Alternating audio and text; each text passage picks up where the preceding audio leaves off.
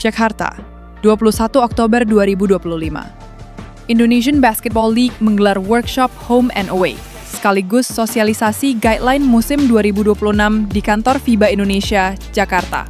Acara ini dihadiri oleh 11 perwakilan klub peserta IBL dan menjadi langkah penting dalam menyatukan pemahaman regulasi serta kesiapan kompetisi menuju musim baru.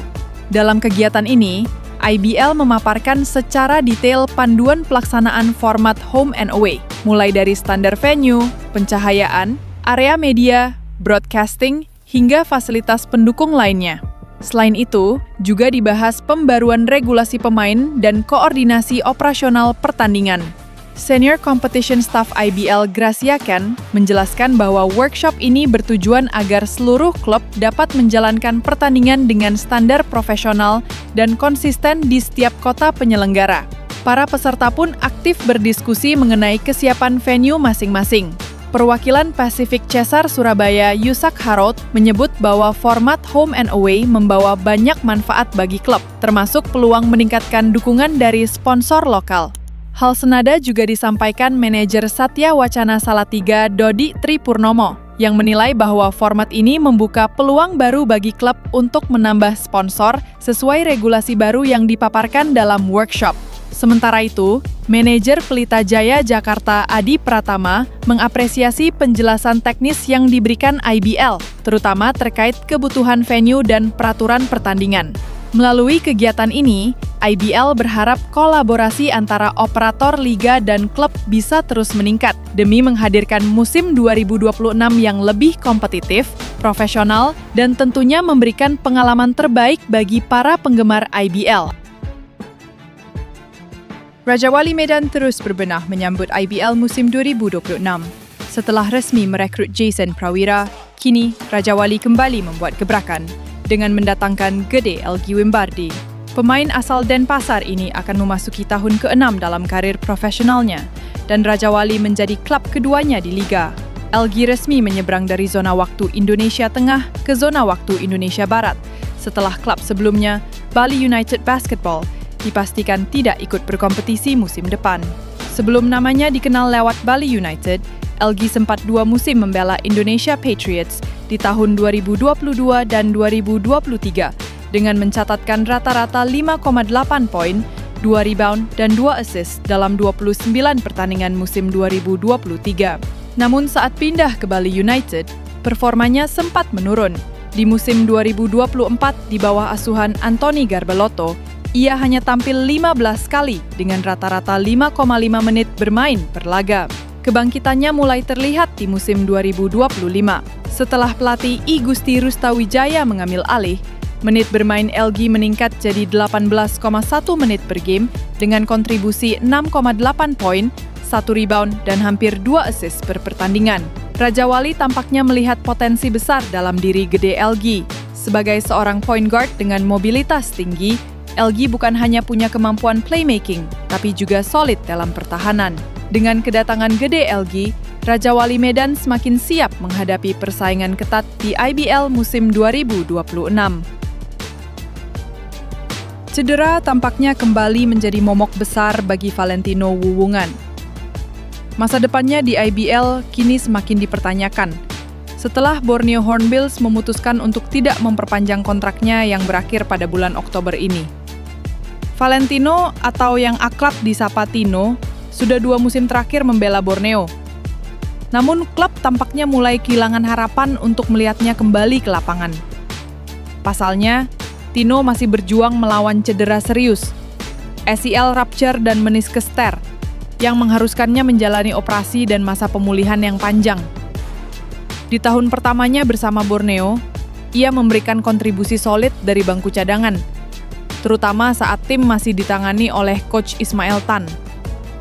Musim ini, Tino mencatat rata-rata 2,3 poin dan 2,3 rebound dalam 9 pertandingan, dengan waktu bermain sekitar 9 menit per laga.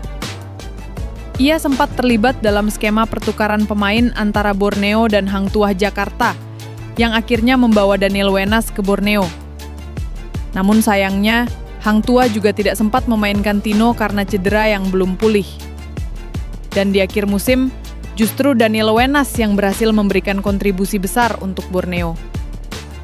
Valentino sebenarnya punya peran penting bagi tim, terutama sebagai pelindung ring dan pengontrol box out. Namun takdir berkata lain. Meski sudah ditunggu sepanjang satu musim, Tino belum juga bisa kembali bermain. Belum ada kepastian apakah Valentino Wuungan akan kembali ke IBL. Yang pasti, para penggemar basket Indonesia masih menunggu kabar terbaik darinya. Borneo Hornbills membuat pengumuman yang cukup mengejutkan di akhir bulan Oktober ini. Mereka merekrut Cesar Camara Perez untuk menduduki kursi pelatih kepala, menggantikan Ismael Tan. Cesar sebelumnya ada di tim kepelatihan Satria Muda. Nama Cesar Camara Perez masuk jajaran tim pelatih Satria Muda sejak IBL musim 2024. Cesar Camara Perez, asisten pelatih asal Spanyol yang membantu Yubel Sondak sejak musim 2024. Sebelum di Satria Muda, pelatih kelahiran tahun 1993 tersebut sempat menjadi asisten di Liga Profesional Jepang dan Venezuela. Prestasinya di IBL sudah jelas. Dia membantu head coach Yubel Sondak membawa Satria Muda menjadi finalis di IBL 2024. Dilanjutkan dengan di musim 2025, di mana Satria Muda sampai ke putaran kedua playoffs. Lalu yang terakhir ikut menjadi bagian tim Satria Muda Pertamina Bandung, juara di turnamen IBL All Indonesian 2025 di Gor Manahan, Solo. Cesar mengawali karirnya sebagai seorang pelatih fisik, namun dia berhasil mengembangkan kemampuannya dalam kepelatihan, sehingga dengan dipilih oleh Borneo, maka ini menjadi tugas pertamanya sebagai pelatih kepala dalam karir kepelatihannya.